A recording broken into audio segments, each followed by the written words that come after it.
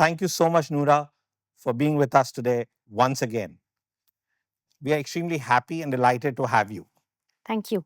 Tell me now, this is the question that the parents have asked us to ask you, is that there's been a sudden increase in the cases of anxiety among the teenagers. In your opinion, in your experience, why is it so? Um, I think there are a lot of reasons that possibly come together for what we are also experiencing amongst young adolescents. So, to bring about the fact that if there is a predisposition to any mental health concern, it will peak in adolescence. And therefore, anything that an adult might struggle with, we will see it most often experienced at its highest during adolescence, and anxiety is one of the things that is coming up more and more. I think we all grew up in an environment where we felt safe, where we were allowed to go and play outside, where we could go into any friend's house, we could eat food with them, in their home. We kind of grew up feeling that we are taken care of. And if we look at the world today, a lot of the messaging to young children is that the world is not a safe place. And, we grow up, I mean, in schools, hearing about safe and unsafe touch and how to protect ourselves from it as early as nursery. When we go to an airport, we are frisked. And, the whole idea that, oh, something could go wrong here is very, very possible, right? We are constantly told that be careful on the roads. In affluent families, our childs are not crossing roads, right? Interesting Because, point. yeah, I mean, the CEO of the organization I worked with previously used to ask young parents, when will you allow your child to cross the road? At what age? And we ourselves know that, our 14, 15-year olds are living in such contained, safe, protected environments, yet with the feeling that the world outside may not really be safe. It's bound to create some anxiety.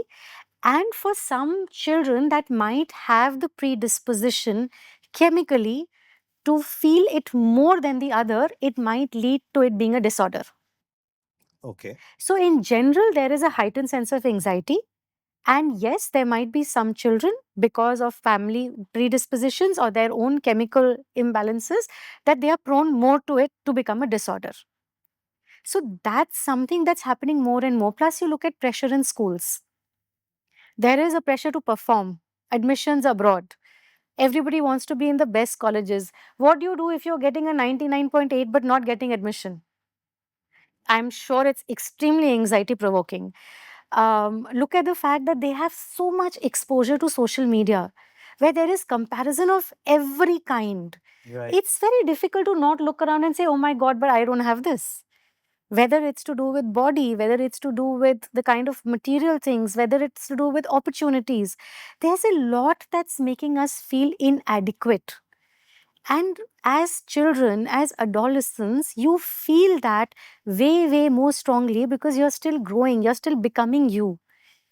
And there's a lot that you can feel stressed about.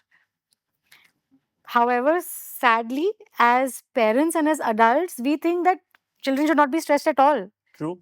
And therefore, there's a whole loop of, why is this child anxious?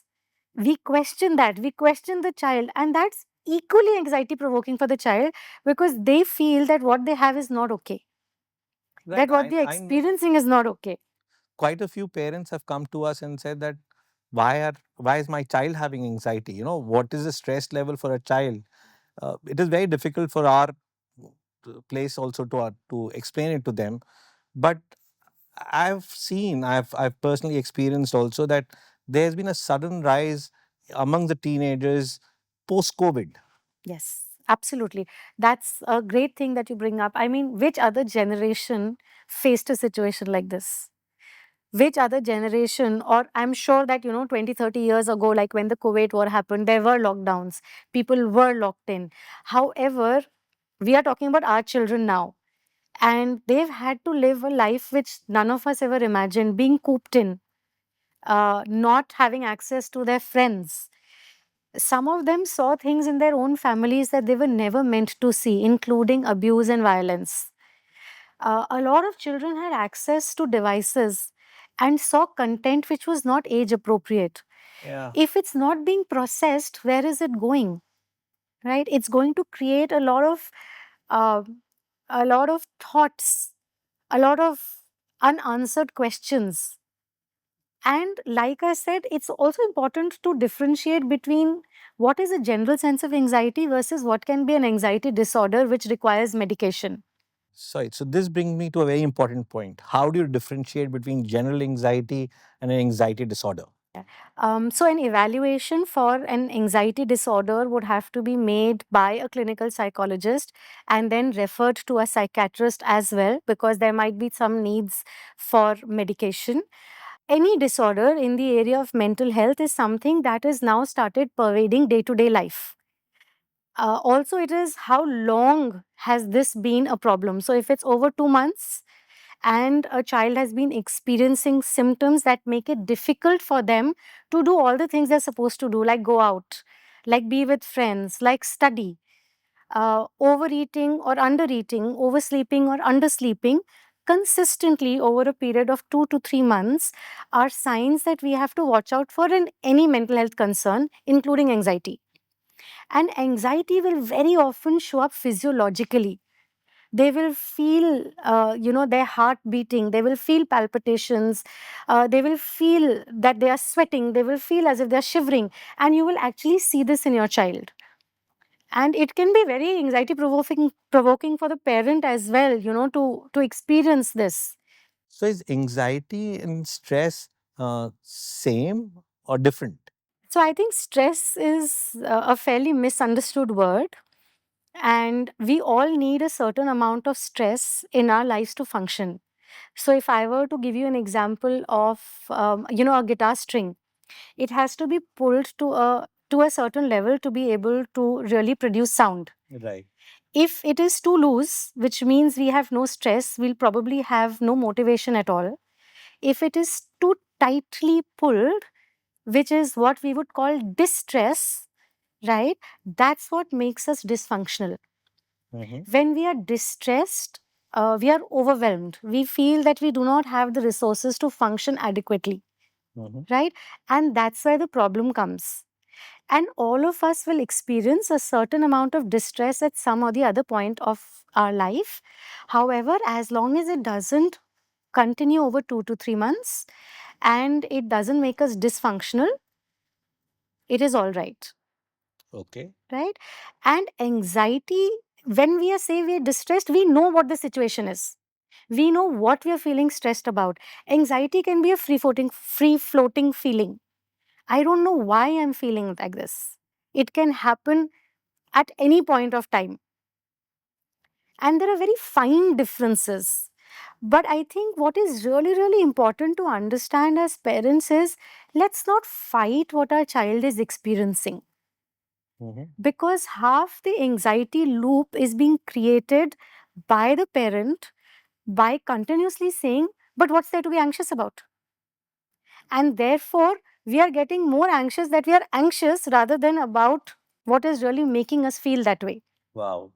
So it's a loop that we have to break by being more accepting of what a child is experiencing and say, all right, you know what you're experiencing, we see you going through it, and there are ways that we can work through this, because being misunderstood is creating more anxiety for the child. So how are parents supposed to react or behave when their child is going through anxiety? Not putting the child down for what they're experiencing. For At times, we may have to physiologically calm them down. So we sit with them and we say, I see that, this is becoming difficult for you. Let's both sit down. Let's calm down. Let's breathe. Can you breathe with me? Breathing is a beautiful technique. There is also a technique called grounding, where we help the child to connect back with their body, because a lot of anxiety is an out of body experience. So, to connect back with your body through the things that you can see around you, the things that you can hear, the things that you can touch, the things that you can smell. So these are very small strategies that can help a child to focus on what they are feeling instead of focusing, but why are you feeling this at all? And that is going to make it way worse for the child. Right. So, one is, the situation where you're seeing your child feel anxious, so physiological symptoms, and help them calm that down. And the other thing is the conversations that we have about what the child is experiencing at other times. If we look at it as something being completely abnormal, something is wrong with you, you should not be feeling like this. Obviously, you can't handle things properly. That is why you're feeling like this. This is going to make it way worse for the child, because we are just making them feel inadequate because they are not being able to manage certain situations. Well, this has been very fascinating conversation, Noora. Again, I wanted this conversation to go on, but our producer is giving me a signal that we need to end it. Yes. And therefore, thank you so much. Thank you for being with us once again. And for the viewers, our listeners, for watching us, for listening to us, thank you. In case you have any other question for Noora, please feel free to write to us. Thank you so much.